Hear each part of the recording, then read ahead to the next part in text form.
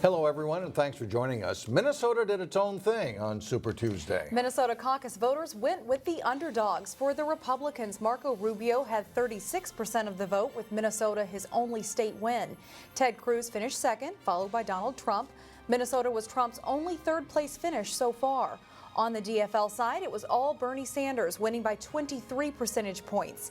Nationally, Hillary Clinton scored major victories, especially across the South. Much of the focus this election season has been on Donald Trump's impact on the Republican race. So why didn't things work out for him in Minnesota? Delane Cleveland has more from a GOP caucus site in Plymouth where nearly 2,400 people came out. Wonderful. Thanks for coming. Thank you. Thank you for coming. The draw of Super Tuesday. Have you been to these before? And the opportunity to choose their preferred candidate among the Republican presidential hopefuls. We're glad you're here. What a great turnout. It's great to see you take an interest in our country and in our party. Brought a record number of Plymouth residents to Central Middle School for caucus night. It's a big turnout, and it's starting to fill up the cafeteria here. Jim McLeish was the man leading the meeting at this caucus site. We're going to basically do 4 things tonight. Where party faithful and caucus novices came together. I'm a newbie, so it took me a while to find where I was going and what precinct I'm in. Linda McGraw wasn't the only first-time caucus goer. This is precinct 4. Yes. Have you been to these before? I have not, so. It was a testament to the fact that in a crowded GOP field, voters wanted to make sure they had a say as to whom will represent them on the November ballot. It's about we the people, and I'm hoping that I can help with my little vote. The night, however, was about more than voting. Some states have primaries, some states have caucuses. We are a caucus state by virtue of the laws of the state of Minnesota.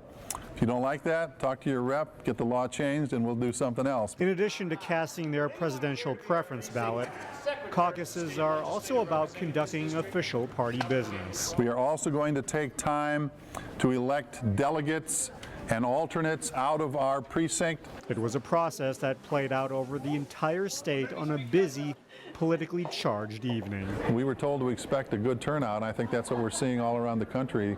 People are very energized and interested in this race. Earlier today, I spoke to the Minnesota political director for the Marco Rubio campaign. He told me that Senator Rubio was able to win Minnesota because of his appeal to young people in the suburban areas of the state. It also didn't hurt that Tim Pawlenty, Rick Santorum, and Marco Rubio himself came here to campaign in the days leading up to Super Tuesday. Mike? All right, thank you, Delane.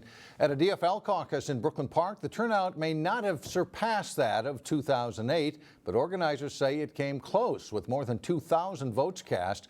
They were also happy with the number of people who stayed late to hear how they could help. With DFL supporters arriving early at Park Center High School to line up for caucuses. So you're in East 1 and Oak is meeting in room 116. Presidential preference balloting began as soon as voters found their way. Presidential preference ballot is a secret ballot. That is to say, we're going to ask you to fold it up. Those blue slips were collected by the hundreds in plastic cups or shopping bags. Well, actually, I voted for Hillary, and I think that she's much better candidate than Bernie is. Bernie is not going to last. But Minnesota Democrats may have bucked the national trend with a strong turnout for Bernie Sanders. New, young voters may have made the difference. Especially when it comes to student loans and student debt. We're understanding college and accessibility. We're understanding what is it like to have job equity.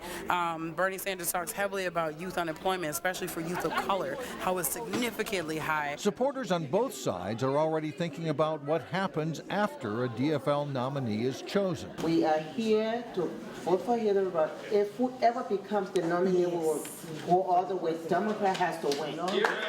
And especially satisfying to party leaders is the number of supporters who stayed after the votes were cast. I'm interested in seeing what happens is who's going to be our delegate at the state and district convention. You got to really understand that it starts here at the grassroots and grows from here. Democrats were told the election won't be easy, but it's a challenge they have to be ready for. That work starts here tonight and will continue over the next 8 months.